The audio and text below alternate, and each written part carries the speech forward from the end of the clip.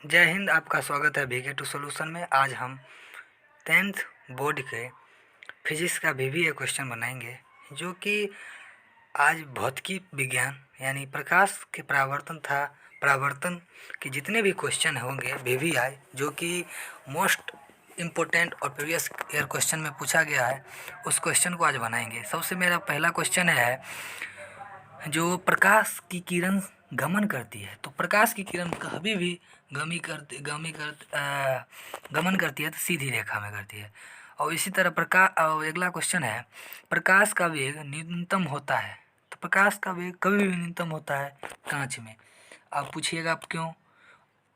प्रकाश का वेग इसीलिए कांच में कम होता है क्योंकि कांच में रिफ्लेक्शन होता है। और ये सोचिए, आप कभी भी रिफ्लेक्शन होता है तो वो सीधे डायरेक्ट हिट नहीं करेगा, क्योंकि जब भी जाएगा उसके रास्ता में विरोध करेगा जाने पर, और यह प्रकाश का वेग जो है कम हो जाएगा।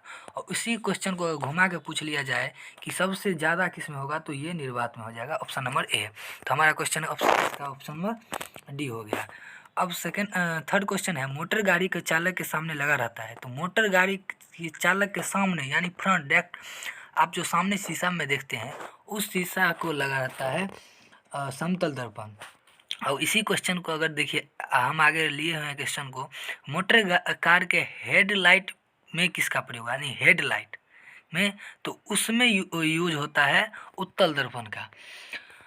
अब है समतल दर्पण द्वारा बना प्रतिबिंब, यानी समतल दर्पण द्वारा बना प्रतिबिंब वो काल्पनिक होता है, अवतल दर्पण द्वारा वास्तविक। अब मेरा अगला क्वेश्चन है, लेंस की क्षमता का SI मात्रक क्या है, तो लेंस की क्षमता का SI मात्रक क्या है, डायप्टर है। और अब अगला क्वेश्चन है, प्रकाश किरण के पथ दर्शाने वाले चित्रों को कहा जाता है, उसको कहा जाता है क्या, इनमें से सभी क्यों, क्योंकि किरण आरेख, फोकस और किरण पुंज, क्योंकि इसी से बनकर प्रकाश की अपना एक चित्र बनाता है, जिसे हम ऑप्शन नंबर डी हम कहेंगे। अब अगली क्वेश्चन है, 2 डायप्टर वाली लेंस की फोक अंतर क्या होगी। तो इस क्वेश्चन को बनाने के लिए सबसे पहले आपको एक फार्मूला का इस्तेमाल करना पड़ेगा, जो कि हम अभी बना देते हैं। तो इसका फार्मूला होता है P बराबर 1/f। तो P यानी डायप्टर कितना है, 2, और हमको F पूछा है 1/f, यानी अब मेरा है, इसका हो जाएगा 1 F बराबर 1/2। यानी हम जानते हैं कि क्यों 1/2, तो 1 बराबर कभी भी डायप्टर में 1 होता है, उसका 100 सेंटीमीटर माना जाता है, और 2 यानी हम मानते हैं ये 50 सेंटीमीटर। यानी इस क्वेश्चन का जो ऑप्शन होगा, ऑप्शन नंबर डी हो जाएगा।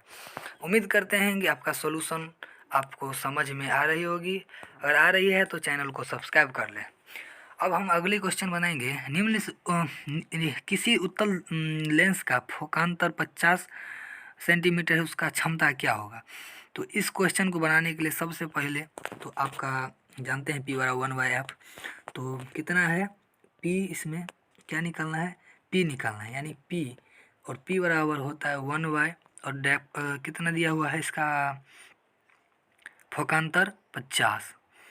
अब हो गया, तो P बराबर क्या हो गया 50, तो 100/, यह हो गया 50, यानी इसका आंसर जो हो गया ये 2 है, 2। अब प्लस में लेंगे या माइनस, तो उत्तल लेंस का जो कभी भी हम साइन लेते हैं वो हमेशा पॉजिटिव लेते हैं, तो पॉजिटिव ऑप्शन नंबर डी हो जाएगा। अब इसी तरह अब हम अगला क्वेश्चन बनाएंगे, प्रकाश की किरणें के समूह को क्या कहते हैं। तो प्रकाश की किरणों को आप जानते हैं कि प्रकाश का किरण पुंज कहते हैं। अब उत्तल लेंस की क्षमता होती है, तो अभी हम बताए थे जब न्यूमेरिकल बना रहे थे, तो आप देखें कि हम क्या लिए, ऋणात्मक लिए। अब हम अगले क्वेश्चन बनाएंगे, तो अवतल लेंस का क्षमता, अगर हम उत्तल लेंस को हम निगेटिव क्या लिए हैं, पॉजिटिव, तो अवतल लेंस का क्या लेंगे, निगेटिव लेंगे।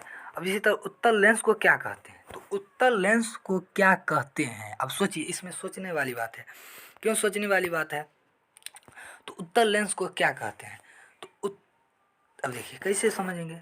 तो उत्तल लेंस यानी अभिसारी, वो क्योंकि जब बहुत बारे प्रकाश को एक जगह पर ड्रॉप करते हैं, यानी उसको अभिसारी लेंस हम क्या होगा, एक मिनट,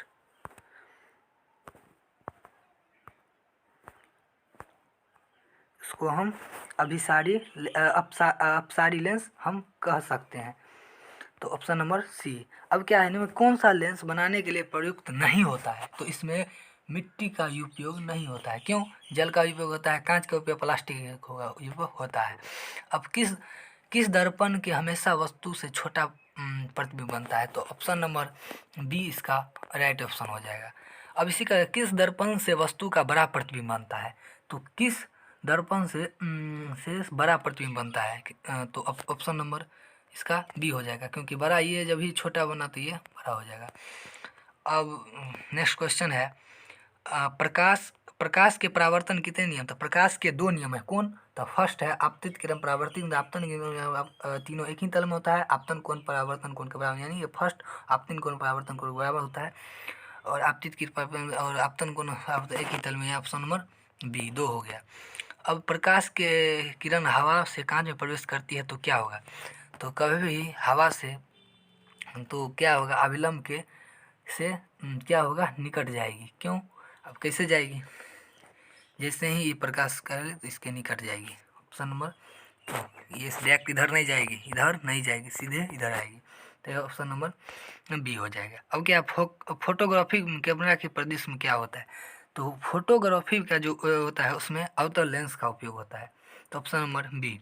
अब क्या कहता है, साइड मिरर के रूप में होता है तो उत्तल दर्पण का उपयोग होता है। और क्या है, अब एक अवतल फोकस दूरी इतना है तो उसका, तो हम जानते हैं कि एफ बराबर, एक मिनट, एफ बराबर r/2। इसमें क्या दिया हुआ है? इसमें r दिया हुआ है। तो r दिया हुआ है तो हमको क्या निकालना है? f। जैसे ही f, नहीं, फोकस f दिया हुआ है, r निकालना है। तो r निकालना है तो f/2 यानी 10/2 यानी 2 यानी 5 हो गया। तो इसका ऑप्शन नंबर सी हो जाएगा। अब अगली को, निगत किरण से अविलंब के कौन सा बीच के कोण को कहते हैं? तो इस कोण को क्या कहते हैं? परावर्तन का कोण। अब हम अगली क्वेश्चन बनाएंगे, सरल सूजन में किसका उपयोग होता है? तो इसमें उपयोग होता है उत्तल लेंस का। अब अगली क्वेश्चन है, किस लेंस के द्वारा सिर्फ काल्पनिक प्रतिबिंब बनता है? वाह, बहुत मस्त सवाल है। किस लेंस के द्वारा सिर्फ काल्पनिक प्रतिबिंब बनता है? तो इस लेंस का है अवतल अवतल। अपरावर्तन के नियम का आधारित हुआ आपतन कोण परावर्तन कोण के बराबर होता है। तो ऑप्शन नंबर ए। उम्मीद करते हैं कि ये आपका क्वेश्चन समझ में आ गई होगी। तो अब हम अगली वीडियो में मिलेंगे। तो अगर हमारे चैनल पर आप नए हैं तो चैनल को सब्सक्राइब कर ले, लाइक कर ले और दोस्तों के साथ शेयर कर ले, क्योंकि उन्हें भी ऐसे क्वेश्चन की ज़रूरत है।